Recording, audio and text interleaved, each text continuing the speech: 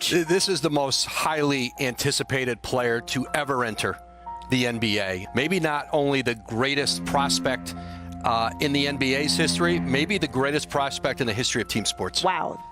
He is basically Kevin Durant skills-wise with Kareem Abdul-Jabbar's body. He's the best prospect since LeBron James, which is almost 20 years ago. And it's not just it's over for everybody in the league. It's over, it feels like, for everybody who's not 7 feet tall and fluid like Kevin Durant anymore. Like, this is the big, I don't know if there's been such a clear shift in the paradigm. Well, he's 7 feet 5 inches tall, and he plays like a guard. But we've never seen that before. These are my expectations for him. One of the best players ever. If he's Kevin Durant, if he's Hakeem Olajuwon, he has not met expectations. His expectations are to have a career like LeBron, Jordan, Duncan, Shaq, or Kareem. That's what the expectations are. The level of excitement surrounding Victor Wembanyama before entering the National Basketball Association has been unprecedented, with media attention surpassing everything before seen, especially for a European talent. Yet when it comes to actual analysis of his game, either playing with the Spurs or his on-court performances in France, well, the coverage has been incredibly superficial.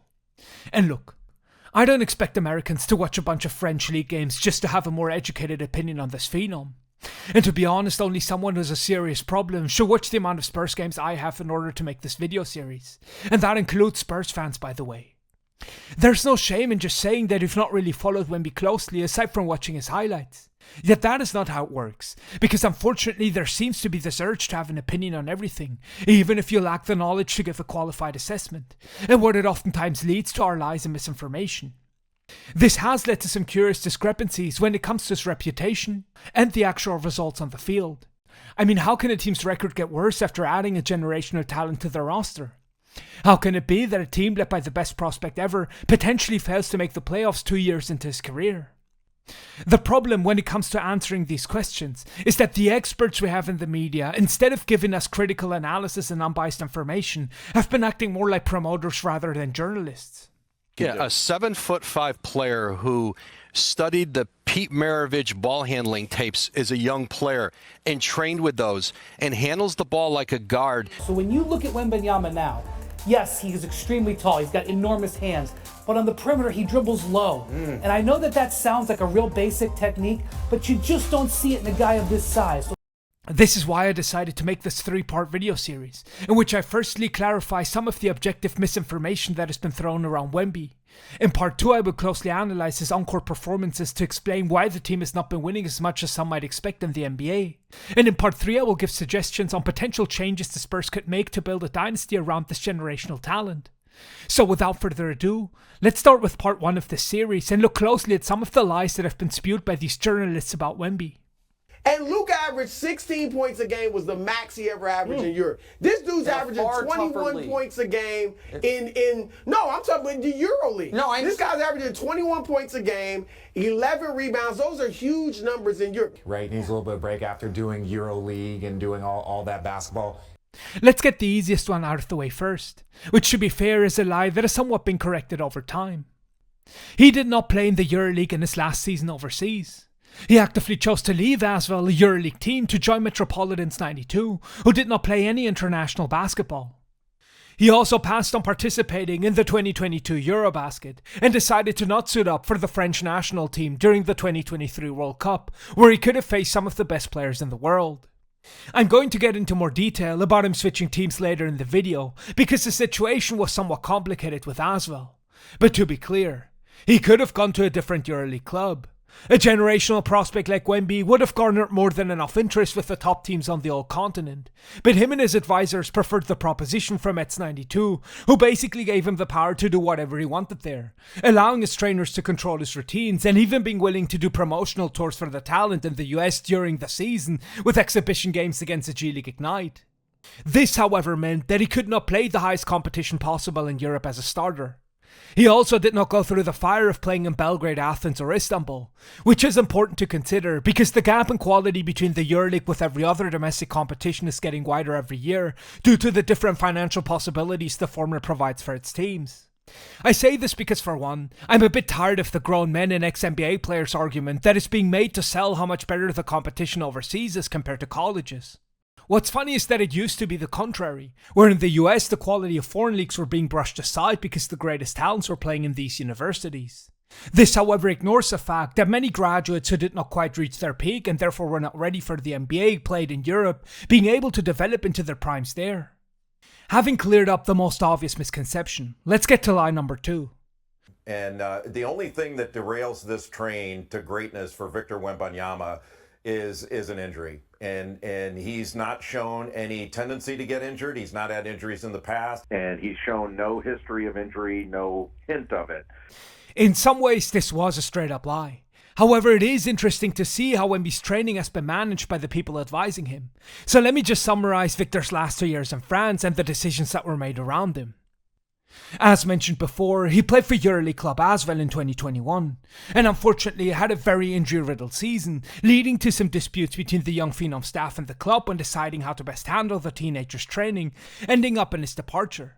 And let's face it, if a young athlete only plays 33 out of a possible 62 games, basically missing half the season, there is reason for concern as to how reliable that player is when planning to build an entire franchise around him. Let me be honest with you guys. When I first heard this, it made me doubt Wemby and the staff surrounding him with the way they were handling his career. I would have much preferred seeing him in the EuroLeague constantly facing the best competition possible, because I believe that is the best way for a young prospect to improve. I saw the team change as a clear sign of them running from that competition, and the fact that they also clashed with coaches over his training routines, for me were worrying signs of entitlement, and looked at first glance like a kid expecting everything to be set up perfectly for him. Yet after following his season closely with Mets 92, and having witnessed his rookie campaign in the NBA, I have to admit that I was dead wrong about Wemby and his staff. For one, with Metropolitans, he was completely healthy, albeit also thanks to a lot less demanding schedule. And in addition, he had a mostly injury-free rookie season, with most games missed being due to a freak accident during his pre-game warm-up in Dallas. And let's face it, we're talking about a body that will require special attention to hold up for a long career. And based on these last 2 years, I'm quite optimistic that Wemby's going to stay pretty healthy throughout most of it. And credit has to be given to his advisors, who seem to have managed his training perfectly up to this point. Also, looking back at Asvel's team at the time, well, it baffles the mind why Wemby was not given a bigger role. Look, I understand that in Europe it is difficult for teenagers to get many minutes, especially with EuroLeague teams. Luka Doncic had to come off the bench in 2016, even though at that point he already was one of the best players on that Madrid squad. But come on, that Asvel roster was clearly lacking in talent on both ends to compete at the highest level. It was ridiculous that a limited centre like Yusuf Afol was favoured ahead of a generational talent like Victor Wembanyama.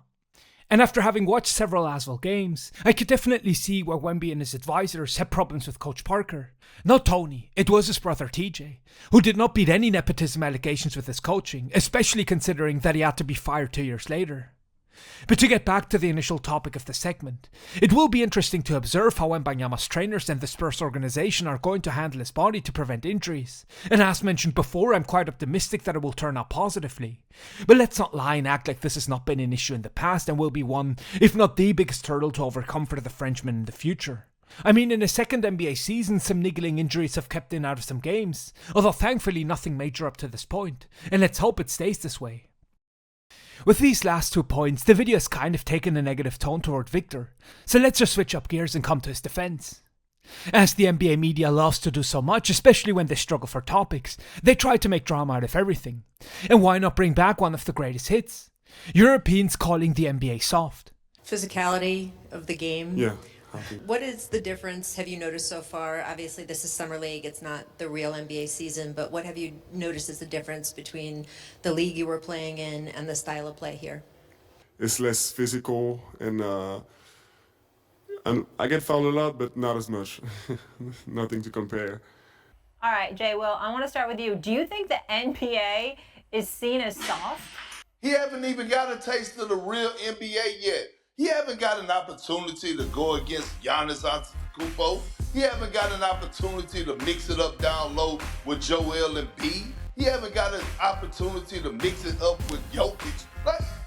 I remember years ago getting a notification from Bleacher Report saying that Luka claimed it was harder to score in Europe than in the NBA. And of course the pushback from US media members, especially the ex-NBA players, was strong. And to be fair, this reaction would very well be justified if this were the actual quote. There's just this slight problem, because what the Slovenian in reality said was the following. Aquí es más fácil anotar que en Europa, por supuesto. O sea, en Europa es más pequeña, la cancha más pequeña y bueno, la regla de 3 segundos también es que va mucho. Kind of sounds different when you put it like this, right? And over time he fortunately had multiple chances to clarify his statements in several interviews. What's sad is that some years later, the same is being done to the teenage Wemby. And what is even more disgusting is the fact that now you don't even have the excuse of the language barrier being at fault for his statement being misquoted, because the interview was given in a foreign media network. This comment was made in a press conference during the Summer League, which was even posted on ESPN's NBA YouTube channel. They felt no shame in taking some out of context clip to create a segment on First Take and to put a 19-year-old in a negative light.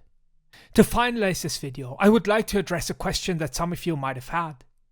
Is this not too exaggerated of a critique of some honest mistakes that some media members made? Well, to a certain extent it might be. But the reason I'm so upset about these inaccuracies based on inadequate research is because it leads to unfair and oftentimes negative reputations for some players, in this case the internationals, which culminated in the most accomplished teenager being passed up by 3 teams during his draft. And I'm not going to deny that there have been a lot of busts coming from overseas in the past. However, from what I've personally seen trying to project the NBA future of some Euro talents, oftentimes it is pretty clear to see what pick is more risky but has higher upside, and what pick is pretty safe but does not necessarily have a superstar ceiling.